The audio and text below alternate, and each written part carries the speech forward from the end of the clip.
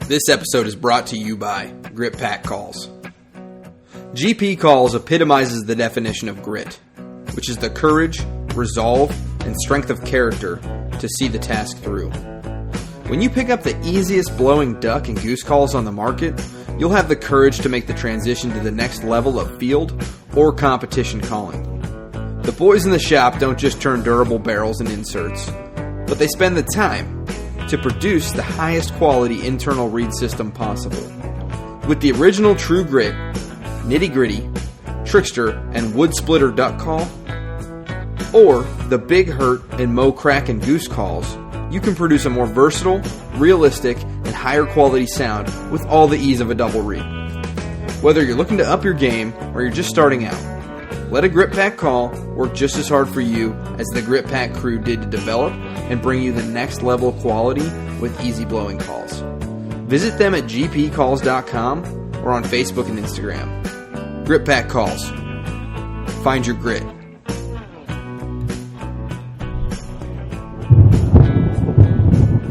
Welcome to the Fowl Front Outdoors Waterfowl Podcast, where our goal is to recruit and educate new hunters while entertaining the rest of you. Without new hunters and the mentorship of those more seasoned, this passion as we know it faces an uncertain future. So get the word out, turn the volume up, and enjoy the show, because you're on the Fowl Front. This episode also brought to you in part by Hunt Hickory Creek. And new to Hunt Hickory Creek this year is their Central Kansas Lodge. They're going to be running hunters from the end of October all the way through January, and their main hunting area is located between Quivira National Refuge and Cheyenne Bottoms. Now, Central Kansas is a special place for waterfowl hunting, and during the peak migration, these refuges hold hundreds of thousands, if not close to millions of birds at one time. So for your chance of a hunt of a lifetime, head on over to hunthickorycreek.com, because if you're going to hunt Kansas, hunt Hickory Creek. This week's episode is also brought to you by Goose Ninja Outdoors and MDR Custom Woodwork. Now, today we've got a really cool guest. We have Tony Vandemore of Habitat Flats, who's going to be talking all about habitat management and just a lot of things duck and goose hunting related. But before we get into that, we want to invite you on over to the Fowl Front Waterfowl podcast group. We're going to be doing a week-long 4th of July week giveaway. We're going to be giving away a 3-day, 4-night Hunt Hickory Creek waterfowl hunt in Central Kansas. We're going to be giving away a Grit Pack call. We're going to be giving away a Goose Ninja lanyard, a Duck Muck lanyard, and quite a few other things, honestly. I don't want to spend the whole time, talking about them, but head on over there for your chance to check it out. And yeah, we hope to see you there. Now, Tony, do you want to go ahead and give us introduction's probably not necessary. Most people know who you are. But do you want to talk a little bit about how you turned your passion of waterfowl hunting into a career and something that you're doing every day, and how you got so big in the industry? Sure. Thanks for having me on. Hunting's been something that I've done as far back as I can remember. I mean, it was just that's what we did on the weekends when I was a kid. I'd go hunting with my dad and grandfather and uncles. They used to say they took me to blind in diapers. I can't remember if they did or not, but I know as far back as I can remember, that's all we ever did was go hunting on the weekends. And growing up, my grandfather had a couple duck clubs on the Illinois River, and I really, really enjoyed going there. I mean, I loved it. It was like a playground for a kid. Beautiful flooded timber along the Illinois River. And I just wanted something like that when I got older. And I came to school in Missouri, and it seemed like the ducks were shifting a little bit further west the older I got. And when I came to school in Missouri, I found all the ducks that were here and never left. And the way Habitat Flats started, it was, the first farm I bought, Aaron and I are McCauley. I met them. They had a farm 3/4 mile down the creek, and we got to hunting a lot together and became really good friends. And our other partner, Dan Doherty, lives right there, and we were all hunting together and spending a lot of, time and resources managing farms. And, when you're only hunting with a few buddies, you just can't utilize them all because, you you can only kill so many ducks in one day. So we started taking, I had a snow goose business and we started taking a few duck clients, for Habitat Flats. And as it grew, as we kept buying farms, we added a few more spots every year. And, now it is what we have today. We hunt pretty much 32 people about every day. Oh, wow. That's a critical thing. And I think people think about it when they're deer hunting a lot more is, talking to their neighboring properties and making sure everybody's on the same page with, management. And if you can pool resources like that, that's one thing that we always, recommend to our listeners is, getting your Poor Guys Duck Club together and pooling your resources to make sure that you can have, maximum opportunity. Yeah, absolutely. I mean, it's hard to have one place that's good for 60 days of duck season. Right. Exactly. So how else did you started in, you went to college in Missouri. Did you do anything, after college or was it straight into waterfowl or? Well, I got drafted, by San Diego, like the 25th round, I think it was. I got a Big Mac and a plane ticket. Went and played ball for. Nice. And it was a really cool experience, but it got hurt. And when I came back, I went into commercial insurance because it afforded me the opportunity to be out of the office a lot hunting. Yeah, right. What is it with, is something about baseball and waterfowl hunting? I feel like every other guy I talk to, something about baseball and, like waterfowl, there's a connection there. So. Yeah. There's a lot of ball players that hunt. It's just a good setup. You got your ball in the summer and then you got your ducks in the fall and winter. All right. So I guess let's get into like a little summer update. I pulled this from your website and it says, for some, waterfowl season is defined by dates on a calendar. For me, it is a passion that lasts year round. So what's going on at Habitat Flats this time of year and what's keeping you busy and what you got coming up? Well, this time of year, actually, a lot of people think that hunting season's the busiest and hunting season is really a vacation. This time of year is the busiest by far for me. Just got done planting crops. We got all that squared away. All the corn and beans are in the ground. And now we're starting to manage wetlands, which the wetlands are a heck of a lot more work than ag ground. Ag ground, you plant it and spray it a couple times and it's good to go. But the wetlands, you're constantly trying to control invasive species to make sure you get good moist soil foods. And, we do slow drawdowns and try to promote the good natural food growth like smartweed and millet. But invariably there's going to be areas where invasive species like spike rush come in and if they're left unchecked, they'll take over a marsh and really leave it with very little waterfowl food value. Right. What's, in Missouri, what's the biggest, problem down there? Probably the one that we have the biggest problem with in the wetlands is spike rush. And it'll grow left unchecked. It keeps growing and growing and spreading and it gets so thick that nothing else comes up through it. So what we're doing now is, we're spraying areas of spike rush and killing it, and we're disking up areas and keeping it clean. And then here in another couple 3 weeks, we'll go in and plant Japanese millet. Try to get something good growing there. And then really it helps because next year it'll come back in millet or natural foods. You just got to get that spike rush under control. And then it'll open the door back up for the natural food source. Is there any telltale this is going to be a particularly bad season for that, or what is it that gets kind of out of control, or is it once you got it managed, as long as you keep maintaining it, it's pretty easy? Well, the hardest part with all this management stuff is the weather. I mean, you've got it all. At the end of the year, I'll sit down with my notebook and I'll map out my plans for each one of the farms. This is what I'm going to do here. This is what I'm going to do here. this is when I'm going to do it. And invariably, Mother Nature comes in and throws you a curveball. And usually, plans A, B, and C are off the table, so you're scrambling and starting on a plan D. But that's probably the hardest thing because, like the worst one here, spike rush, it does extremely, extremely well. It thrives in really, really wet environments. So the trouble with that is when it's wet like that, you can't get in there to control it. Yeah.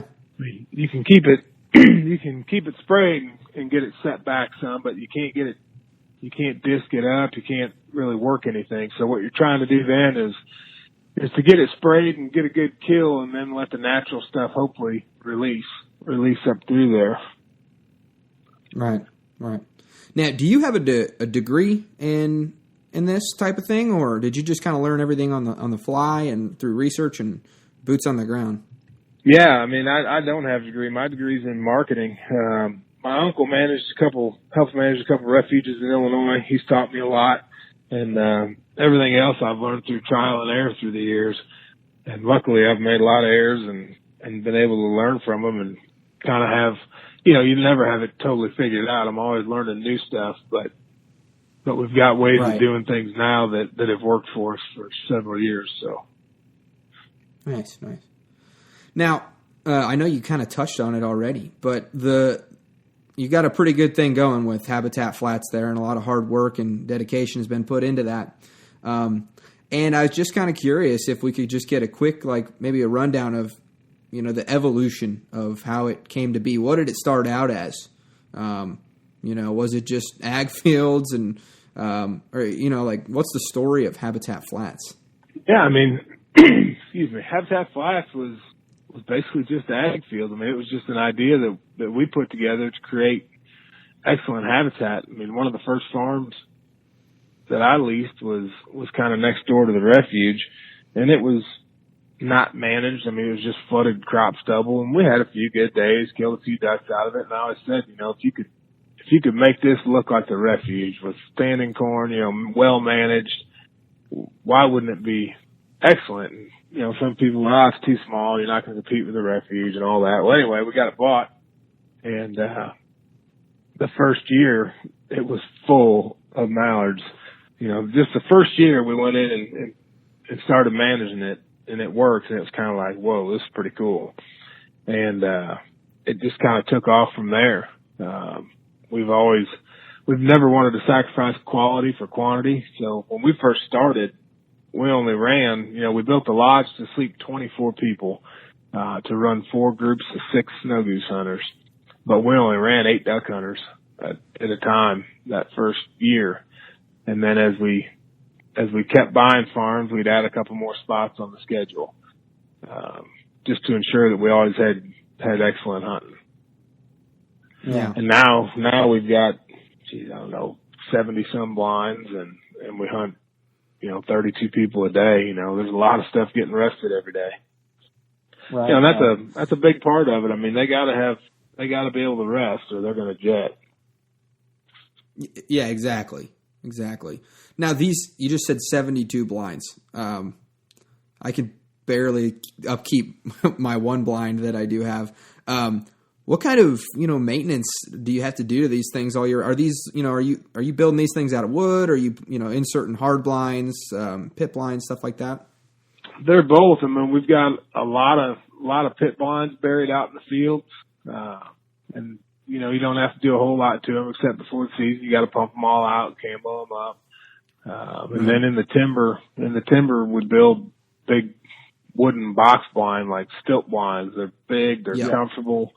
Usually have all the boys come in for a couple work weekends throughout the summer, and we'll knock out blinds. And there's not a ton of maintenance on them either, other than camoing them up every year. But getting all the pits and blinds ready, I mean, it's a 3-week chore come fall every year. You must be a better carpenter than I am because I got a deer stand that every time I go back to that thing up in Nebraska, dang it, I guess I'm hunting from the ground. But we've gotten better. We've gotten better through the years. Some of the first ones we built were pretty shady. Yeah, I think those are still fun, kind of like an homage to your, where you came up from and Oh yeah, kind of how much you've evolved. So I mean, I still like just taking a knee out in the flooded corn, with the sun at your back and shooting them close. I mean, everybody likes different things. I mean, the pits and the blinds are nice and they're comfortable, but the grand majority of the time, if I'm in the timber, I'm standing outside the blind by a tree where I can kind of see and hear a little bit better. Yeah, so I've been hunting for most of my life, but only recently, like maybe 5 years now, that I've been hunting waterfowl. And I was down in El Paso, New Mexico, Texas, Oklahoma, that area. And I'm from Nebraska, and I went up and I hunted a pit blind with my buddy in one of his cornfields for the first time this last winter. And I think that got me, that opened my eyes, and I was like, dang, it's pretty nice to be sitting down here in this 20-foot, 30-foot long pit blind with heaters and breakfast and absolutely, yeah. Yeah, there's something to be said about comfortable. Yeah, for sure. Okay, so recognizing that hunter numbers are decreasing, and those that do go out, they're more and more concentrated on less quality public hunting land. One of the biggest, in my opinion, deterring factors to retaining and recruiting hunters is land access and opportunity. And I think it's critical that we create all the opportunities on private land that's not being managed for waterfowl habitat that we can. Public land, public land is public land. And I'll always hunt a little bit of it each year, and it's vital to, hunters nationwide. But I kind of think of it almost as my obligation or kind of my duty now that I'm evolving as a waterfowler and a conservationist and stuff like that to relieve the pressure on that limited resource and branch out and spend some of my own time, sweat, and money into private land. And I just kind of wanted to get your take on that. And yeah, I mean, we're definitely kind of at a critical time here with hunter numbers going down. Fortunately, I wish there were more states like Missouri. The public hunting opportunities in Missouri are exceptional. Back in the late 70s, there was an eighth of a cent sales tax put in place on everything in the state that goes to the Department of Conservation. So they're well funded. The refuges and the state areas and the public areas are very well managed. They have the money and resources to manage them because, managing on a large level it's costly without question. But because they're well funded, they're able to do that. I mean, there's flooded corn, there's excellent moist soil, but it's good public hunting opportunities. And I wish there was more emphasis on that in other parts of the country.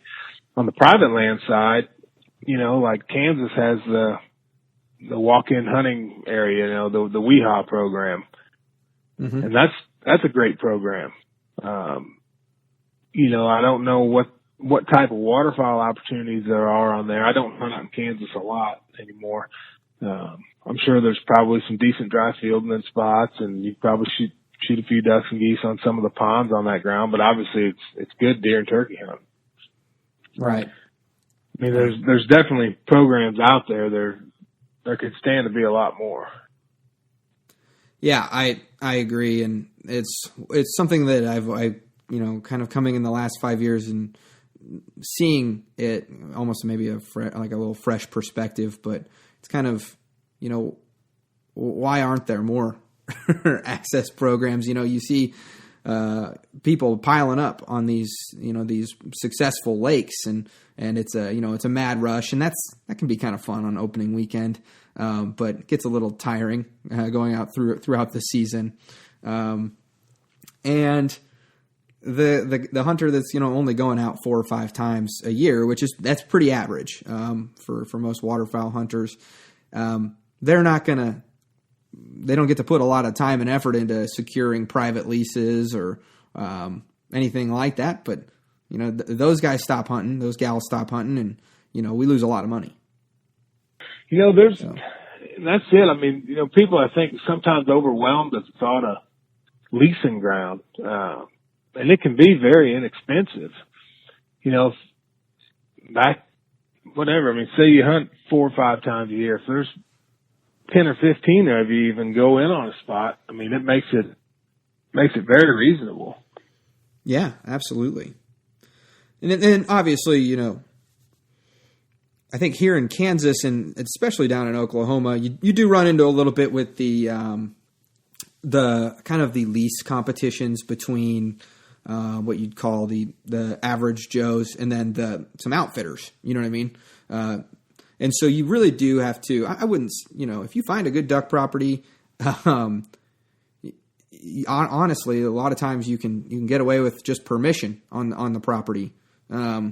For a while until somebody hears you shooting her up, and then you might not have that property next year.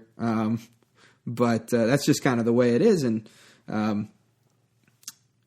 I think if you have a little bit of money up front for that landowner, he's a lot more keen to tell another guy no, or have you cut in on it. So especially like on the dry field side, I mean, you know, farmers are.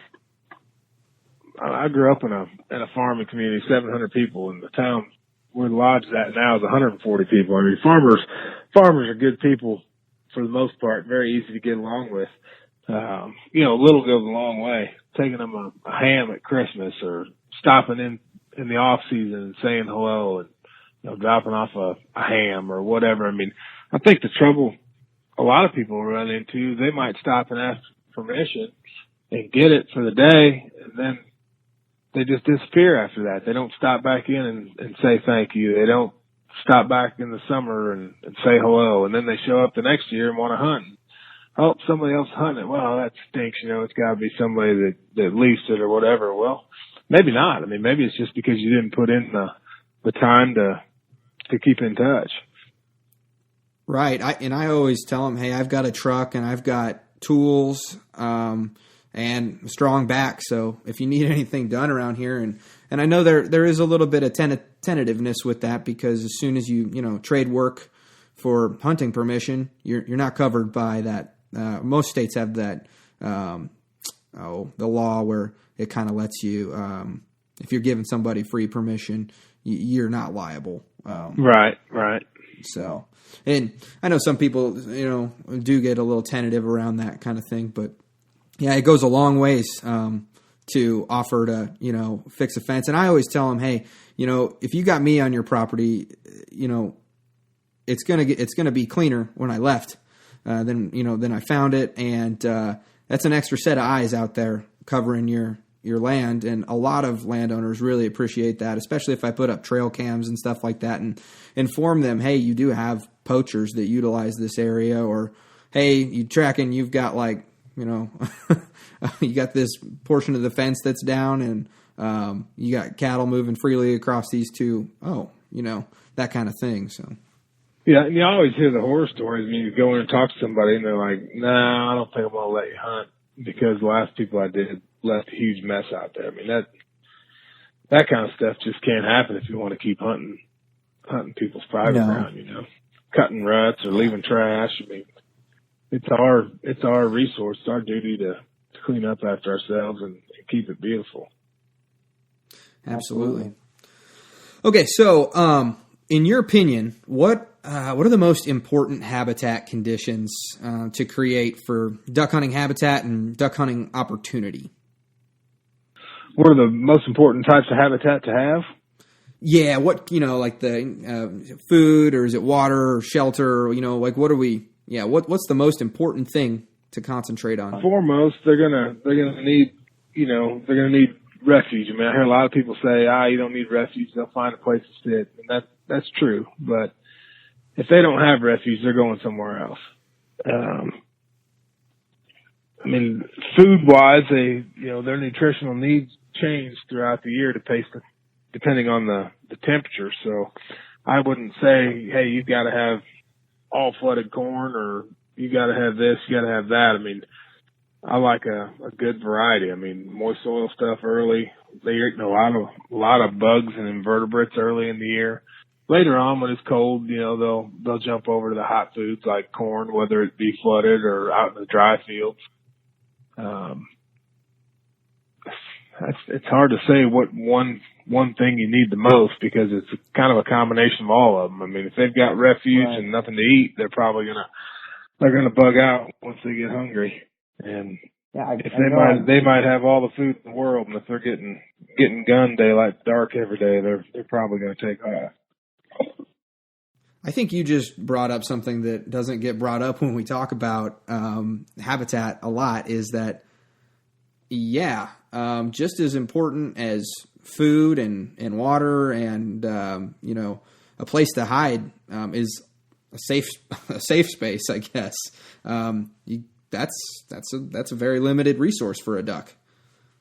Absolutely. It even goes so far as when people are shooting the roost or blowing up the roost, whether it's ducks or Canadas or snows, I mean, if you leave them there and hunt them out in the fields, you might shoot them for a week or 10 days. Or if you go in there and blow them off, you might get 1 day out of it. Right. So how do you alternate? Do you make a rule like, hey, we gun this hole for a day or maybe 2 days hard, or is it does it ebb and flow? How do you know when to, like, we got to shut this part down? It's kind of a day-to-day thing. I mean, I can watch the weather. When it's warm, they tend to not take pressure as well. So you're trying to really manage your pressure, go in and shoot them, get out of there by 11 or noon, let them have it the rest of the day, maybe give it a day or two off before you shoot it again. Like corn, for example, when it's cold and they're coming to it and they have to have it, I mean, then you're ramping it up. You're putting a lot of pressure on them just to keep them from eating you out. But honestly, what we do 9 times out of 10 is, we'll run traffic. We've got our food sources, and birds will be coming to those food sources off the refuge, and we'll hunt in between the two where there hasn't been a duck land in years. Like just a little slough, little hole in the woods, something like that. Just something that has a lot of birds going back and forth over the top of it. Because then, pressure is not a big thing. You can hunt it every day because there's nothing wants to be in there. They're resting on the refuge. They've got a safe place to eat. They're going back and forth. Traffic hunting's fun too. I mean, it's a lot of fun. It's usually louder, more aggressive calling. It's just a more active hunt. I've said, you try not to hit them in the bedroom, and you try to hit them just in the kitchen or the living room, but I guess hitting them in the hallway is just as effective. So, yeah, absolutely. Absolutely. I would say the grand majority of ducks we kill are running traffic.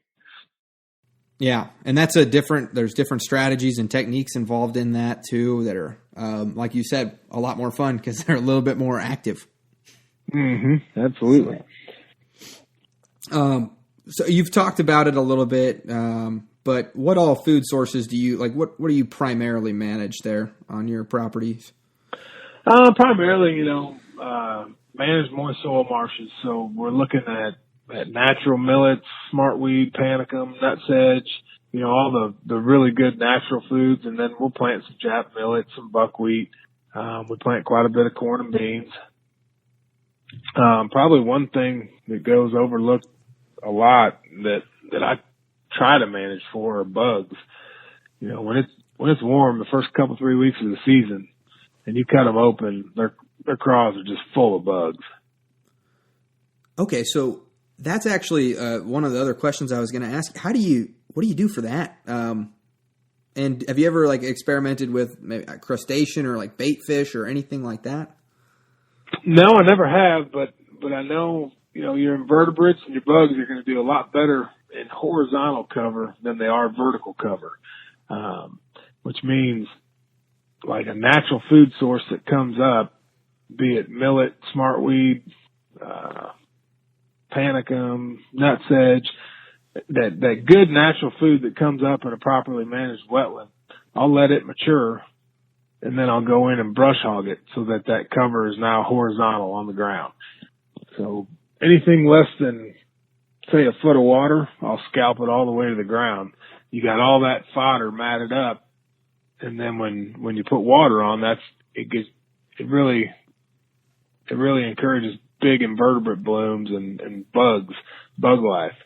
And then them ducks are keying in on it early. And, when you put your water on, if you can put your water on when the average temperature is 55 degrees or warmer, you're going to get more invertebrates and bugs. Yeah, I think that's another. You kind of have to watch the baiting laws. You don't have to watch them, you just have to know them. If you plant something, whether it is corn, soybeans, Japanese millet, buckwheat, you cannot disturb it. So you can't go in and brush hog it. You can't knock it over while you're going to the blind. You can't disturb it at all. I mean, it's just got to be left standing. And, that when I was younger, I used to think, well, I want to disc up this entire wetland and plant it full of Jap millet and buckwheat. I want food on every square inch of it. And that's great, but you got to think about what your farm looks like from the air. So most of our migrations anymore occur at night, and those ducks are flying at night. They're looking for that shimmer of water, and you might have all the food in the world, but if they don't see water, they're not stopping. So big benefit to natural foods, and I've, now I manage more for good natural foods, through proper wetland management than I do planting millet and buckwheat. You get those good natural foods, you can manipulate them. So you can let them mature and brush hog it. So then anything under, 8-12 inches of water, I'll brush hog it down to the ground. So it's showing water. It's providing excellent habitat for bugs and invertebrates. It's a win-win. So when them ducks are migrating at night, they're seeing all the water glimmering down there. They come down and now they found water and food, so they're not going to leave. Yeah, that's huge. Because I don't think a lot of people think about like, okay, they look at, I have to have the best decoys, and they say this decoy looks really good to me. And I think we completely forget that waterfowl are seeing things completely different from the way that our eyes work.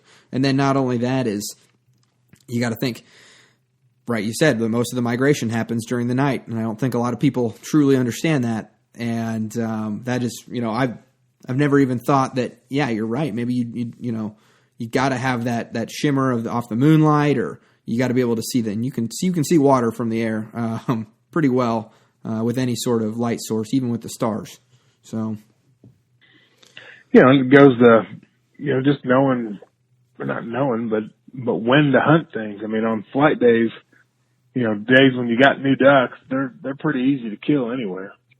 So on days when we think they're migrating at night or have just got there, or they might be coming during the day, we won't hunt any of our food sources. They'll be totally off limits, and we'll just run traffic because we want those ducks to find them. Once they find those food sources, they're going to be there most of the year. We'll give them a couple days to get comfortable in there, and then we'll go in and start hunting them. Right. So I imagine that you have some sort of maps up at the lodge or at the office, basically showing where you've planted smartweed or natural kind of vegetation like that versus what's natural, so that you know what you can cut under, things like that. I guess, how do you manage all these properties? How do you what's the control center look like there at Habitat Flats? It's pretty jumbled up. So it's all in my head. No, I do all the management stuff. It's what I love to do. Sitting out there sweating in the summer, you're basically just setting a buffet table, not knowing how many are showing up for dinner. You're doing the work, and you're saying, oh, it's going to look like this come fall. It's going to be pretty. It's going to be awesome. Is it going to work? Is it not going to work? It's a lot of fun and very, very rewarding come fall when you see ducks coming into something that you've created. But as far as the control panel and whatnot, I mean, I'll write it all down in a notebook, what I want to accomplish and when I want to do it. But once I'm out there doing it, I'm fortunate that I'm on the farms every day. So I kind of keep tabs on where everything's at and what I've done. Right. Okay, so I have permission on a 3-acre cow pond in the Midwest. Just some prairie grazed grass, a couple trees, steep banks, and a dam. landowner doesn't care if I plant or whatever I do. Just got to make sure that there's water there for the cows. And then obviously if I want to, do any draining or any earthwork, I got to run it past him first. But what can I do starting on a hairstring budget and maybe moving on up? It's going to be tough if there's cows in it throughout the year, because you can, right. I mean, it's easy to, a 50-pound bag of millet might cost you $40, and you can wait in the summer when some of that water's evaporated, you got mud around the edges, and you can go around there and seed that millet, and it'll come right up. And then when you get some fall rains, that food will be in the water. Right. It's going to be a little bit trickier when you got cows, because they're going to eat that stuff down. Yeah, I've been thinking about running a little bit of electric fence along the edges, or maybe one half this year and then the other half the next year or something like that. Still letting them have access to it, but sure. And you probably don't even have to plant it. I mean, just by being not grazed, it's gonna grow up in weeds along the edge. And most of those weeds, for the most part, if they're around water, a lot of them usually have some nutritional value. Right. So, I mean, it could be as cheap as taking a couple hours and stringing some electric fence, and you've probably made it better than what it was. Yeah. Well, I guess moving on up from the $100 range, moving on up, what can I do if I'm renting a pump or anything like that, or what would you tell me if resources, money wasn't really too much of an option or too much of a consideration? Sure. I mean, if you've got something that you can get the water off of, drain it, and there's not going to be cows and stuff in it, then you have the ability to roll in and manipulate that ground. You can disc it, and you don't have to. You can just let it get to mud and then seed it in buckwheat, millet, and that stuff's going to come up. If it's big enough, you could try stripping some corn along with millet.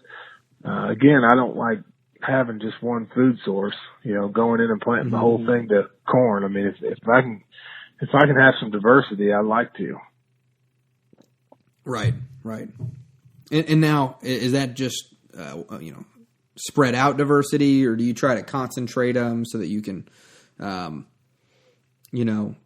transition on those things? Or yeah, I mean, you can certainly use, you can certainly plant your foods to help your hunting, the location of it. For example, when I'm planting corn, I will plant, say an 80-yard block of corn, and then a 30 to 40-yard strip of beans, and then another block of corn. And the reason for that is, the strips of beans are only 30 to 40 yards wide, beans or moist soil, because ducks are going to land in the open water and swim into that corn 9 times out of 10. So that when you're hunting, you got your decoys in that nice clean water that used to be beans, and anything that comes in over that strip is in range. They can't land long on you. It just helps you get them to where, makes them finish to where you can shoot them. Awesome. We got a listener question from Mike Rule. He says he has permission on a private 7-acre marsh. I think it's up near Indiana or Ohio, that's surrounded by thousands of acres of public marsh, which can only be hunted during certain days until noon. He really doesn't have much control over the water levels on that 7 acres, and he cannot till. But what are some of the things that maybe he could do to make the habitat more suitable / ideal? If you don't have much control over the water levels, I would probably look at doing some spraying.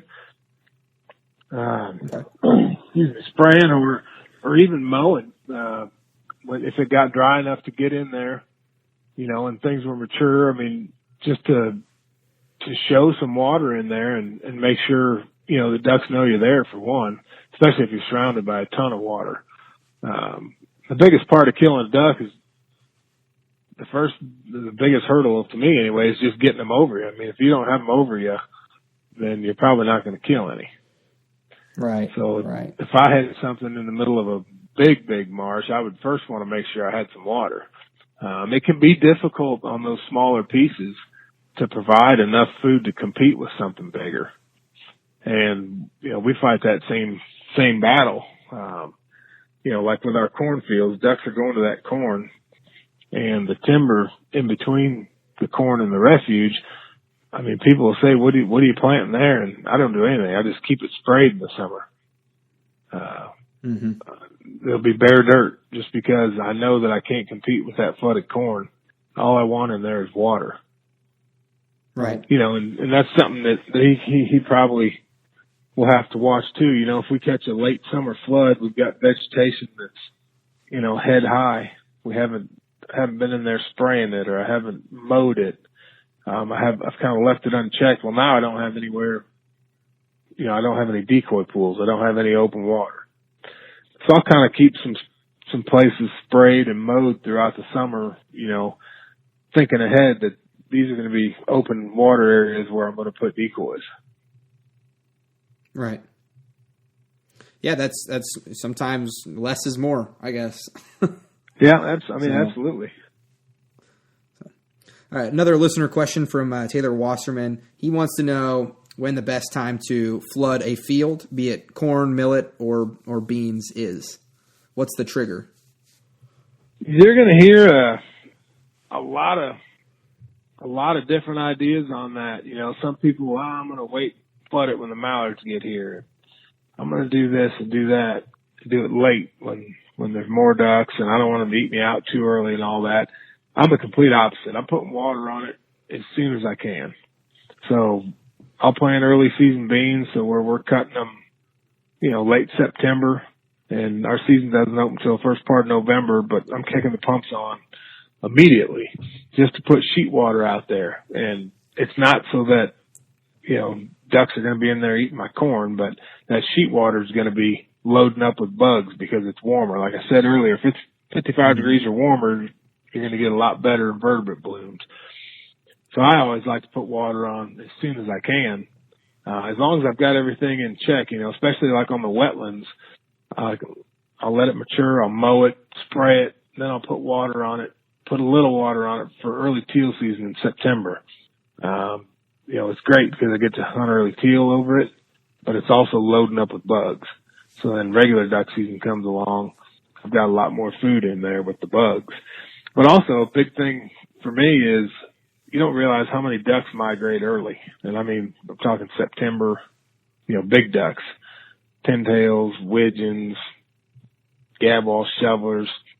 I'll put water on stuff so that I can hunt it for teal. I'm starting to get a lot of bugs on it, which is going to be better for regular season food. And I'm stopping early migrators. And for me, if I stop the early migrators, I'm going to stop the ones that come later. All right, we're going to take a quick break to hear from our good friend Kevin Fontenot, who is a heck of a retriever trainer and is also has the Wheels on Waterfowl project, which is designed to get those people that are wheelchair bound out into the wilderness, hunting, fishing, and giving them the opportunities that they might not otherwise have. So, Kevin, go ahead and why don't you start us off with our very first retriever training tip. Hey everyone, this is Kevin B. Fontenot with Fall Flight Kennel, home of the KB Retrievers, with your retriever training tip of the week. This week we'll talk about how to select your breed. Know your dog's breed. Do your research. I wouldn't necessarily get on Facebook and do an opinion poll sometimes. That's not quite the best way to do your research. Not to say that there's not some valuable advice out there.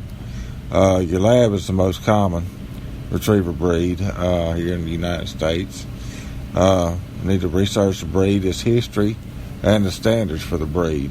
For example, labs only come in 3 colors: black, chocolate, and yellow. No charcoal, silver, or champagne.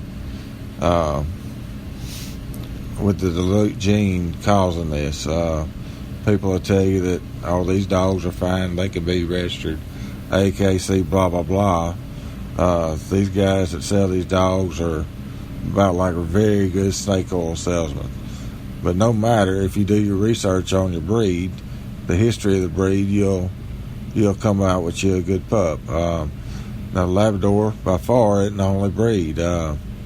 out there. You need to be, once you're informed, you need to buy smart.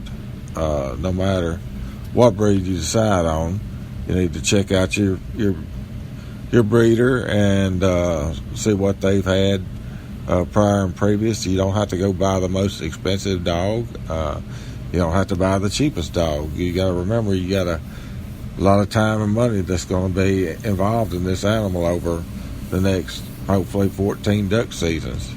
So other breeds you might want to look at is a standard poodle, the golden retriever, curly coat, flat coat, and if you're just hunting little small areas where you don't need a dog to necessarily run, make 200-yard retrieves, although I've seen them do it, the little Barkin is a fine little retriever. So pick your dog, bring him home at 7 weeks old exactly. Next week we'll have a little talk and we'll get started on what we can expect and do between weeks 7 and 12. Please stop by Wow and check that out. It's www.wow-project.online. Thanks. Y'all have a good week. All right, Kevin, thanks again. Go check out that Wheels on Waterfowl or WOW. But let's get back into our conversation with Mr. Vandemore. So here we go. This is a question from one of my co-hosts that he's out actually spraying fields today for Kansas Department of Wildlife. But he wants to know there's a fine line with migratory birds being between food plots and baiting. And you touched on this already a little bit. But he wants to know how you go ahead with making sure that you're doing all that correctly, because what is it? Sometimes if it touches the ground, then it can be considered baiting. And just, how do you keep yourself within the law and, keep yourself ethical, I guess, with it? Sure. I mean, you definitely, you can't manipulate anything that you've planted. So whether it's corn, soybeans, millet, buckwheat, you can't go in and knock it over. Even if it's by accident. I mean, granted, I'm sure that there's going to be a lot of gray area in there. A dog's running through standing corn and knocks over a stalk of corn chasing a crippled duck. I mean, you don't have much control over that. Right. But like our cornfields, we will harvest the soybean strips. So now we've got easy, clean walking out to the blind. And we've got a good place to set our decoys. We don't have to walk out in the standing corn. Millet's kind of the same way. I'll keep a path sprayed or mowed out to the blinds. That way we're not walking through anything that's been planted. Gotcha. It's a lot of gray area there, but it's not too hard to, if you're cautious and paying attention to stay within the law. And the baiting thing, that's a big issue. Why can you flood corn, for example, or whatever it is? And I'm not going to weigh in on that. I mean, I do what's within within the limits of the law, and it is what it is. The public areas in Missouri use flooded corn. They manage flooded corn and let people hunt it. I mean, why wouldn't we? Right. Exactly. So I recently saw that on Instagram you had a youth day at Habitat Flats. Was that last year? Yeah. One of the main goals that we're trying to do for this is in maybe a few summers, we want to get, a summer program going for maybe kids that, maybe they do come from a hunting family or something like that. But maybe, some parents could, see this camp that we're gonna run and send them out there, and maybe they get, a little the itch to get into waterfowl hunting and get their, safety certification, that whole thing. But what we're having a little bit of a trouble, finding youth that would be interested in going on a hunt. What's your advice, or what do you do with your youth programs? Well, with ours, I mean, we really promoted it through social media, just try to get kids here. that's the hardest part is getting kids interested in it. I mean, I would look at getting together with, we had a shoot. Oh, it's been even before the youth camp we had, that the local Quail Forever chapter put together, and there was a ton of kids showed up. I think there's 80 or 100 kids showed up for that. But work with some of these local organizations that have, people already out in the communities and good ways to find kids. I mean, say you got a bunch of kids in school that hunt. Well, make them bring 2 friends that don't, something like that. Right. Yeah, I think it's so hard to, recruit kids. I think, maybe not recruit them, but, they don't have control over their time. They don't have any, they don't have the money or, things like that. So I think that's, I think you can make a lot of money with, or not make a lot of money, but you can get a lot of work done with getting their parents involved and stuff as well. Especially those kids that, their parents don't hunt. So. Yeah, absolutely. Absolutely. I mean, anything you can do for the kids is great. That's for sure. That's right. That's what we're leaving it all to. That's who's going to take it all over. Exactly. And you're talking about family and ducks. I'm married, and I just had my first child. She's 3 months old right now. And then Tegan, his wife's pregnant right now too. How do you balance or integrate your waterfowl life with your family life? It's always hard because I spend so many hours working, but for me, it's great now. My daughter, we've got one that's 8 weeks old and one that's 4 years old. And my 4-year-old, she's old enough now. She just turned 4, but even at 3 years old, she's old enough to come out on the tractor with me, and she loved to go and plant corn and, take the Ranger out and go with me when I'm looking at wetlands. And she came out to the duck blind last year. You have donuts and hot chocolate and keep it interesting for the kids. Let them run the dogs. They're playing with the mallard machines, throwing rocks even. Mm-hmm. I mean, just got to keep it interesting for them. I know it's priceless for me to be able to take her with me a lot of days. I know they say, oh, hey, enjoy this time when she's little. And I just I know to do that, but I just keep waiting on the times I can take her out and, show her the outdoors and things like that. She's checked a couple trail cams with me, before the bugs got bad, but yeah, but I am, much to her mother's chagrin, I'm sure. So, how you introduce them to it? I mean, you can't force it on them. Keep it fun. And right. If it's your passion and they're having fun doing it, there's no reason for them not to like it. Right. I really hope that she's much more interested in holding binoculars than a Game Boy or something. So, yeah. All right. Quick, main discussion. I won't keep you here for too much longer. I know you got to get back to work, but we talked about that poor man's duck club.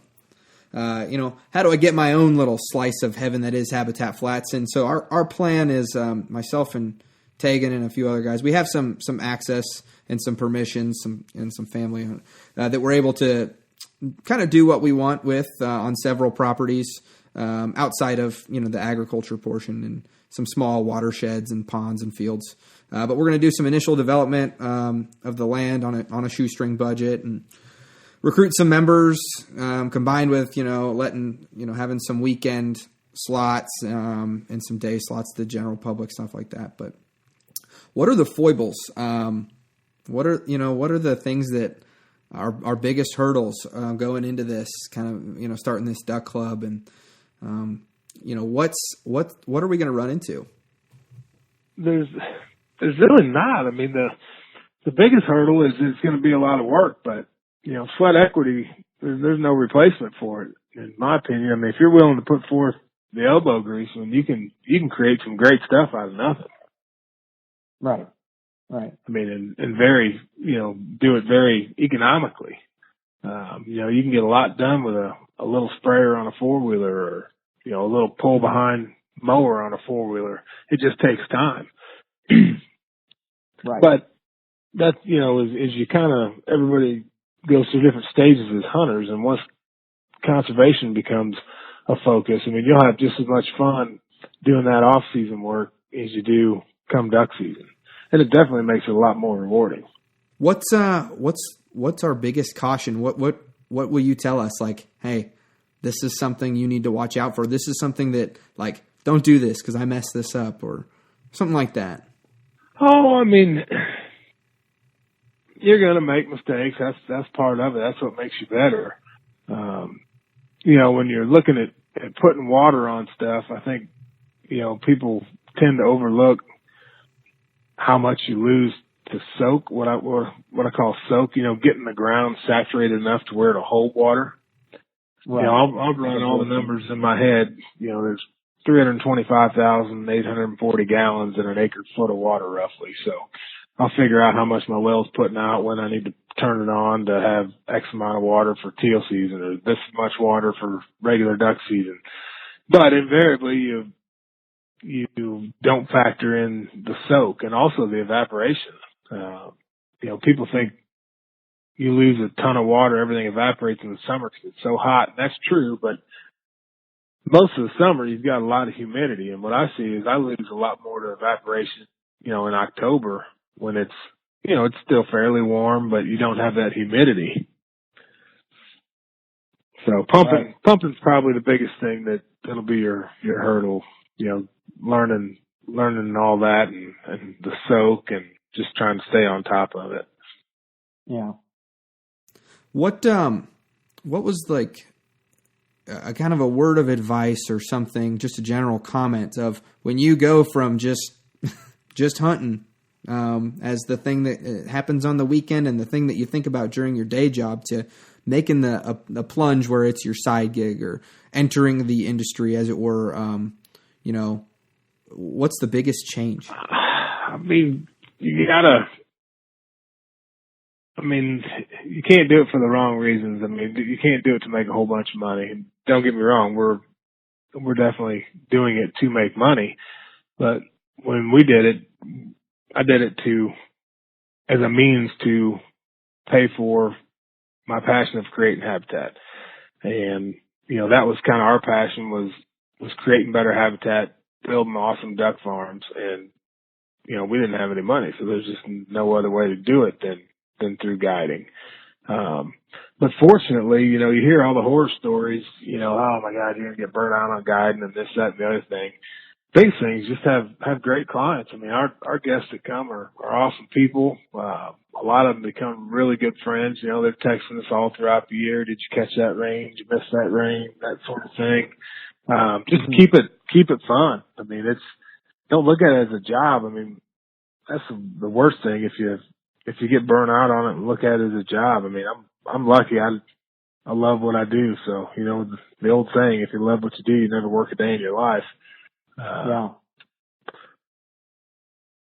It can be, I'm sure it can be a fine line for a lot of people, whether they're going to get burnt out or not. But if you keep it fun and love what you do, I don't think you have any trouble. Okay. So, some people that are listening to this show, this might be their first waterfowl season coming up, or they might have one under their belt. Can you give them a little parting shot, a word of advice, for their upcoming season here? I mean, for beginners or, folks just getting into it, I mean, the biggest piece of advice I have is concealment. I mean, whatever you think you're hidden, make it better. I mean, if they see you, you can't kill them. That, and, if you're just first starting out, don't have a lot of resources, a lot of decoys, maybe not the best caller. I mean, it takes practice. It takes years of working ducks to figure out what to say and when. But, if you're just starting out, remember one thing, they're always going to be easier to kill where they want to be. So if they're coming to a field or they're coming to a marsh, set up where they want to be and you'll have a lot better success right off the bat than trying to run traffic or, pull them somewhere they don't want to be. Right.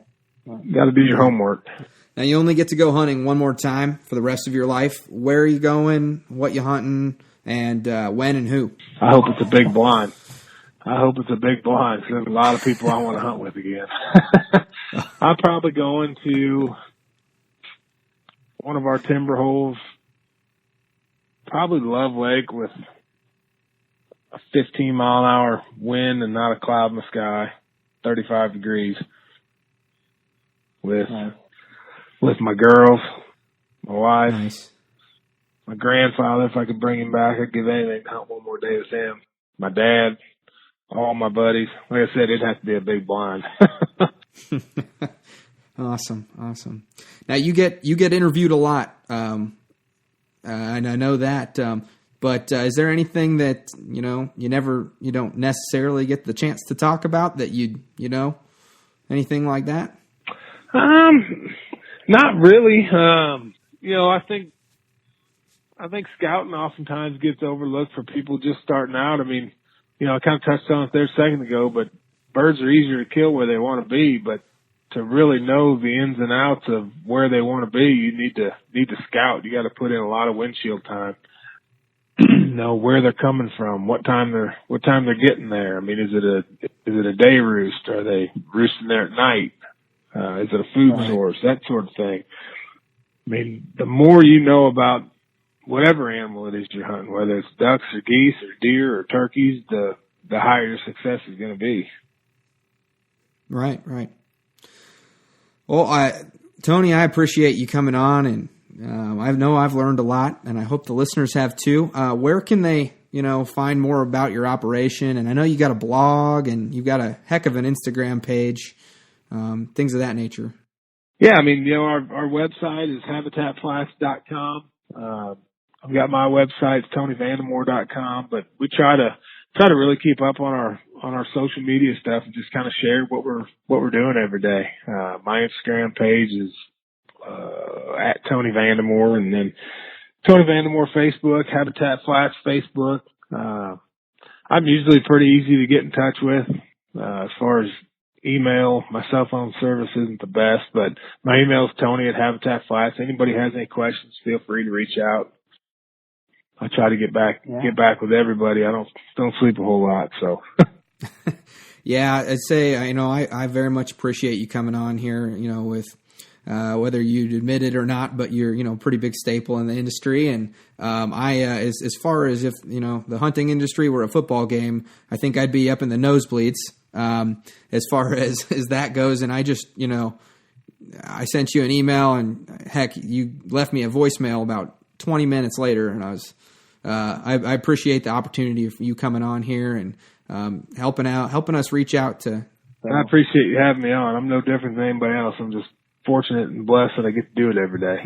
All right. Well, I will let you get back to work and enjoying the time with the family.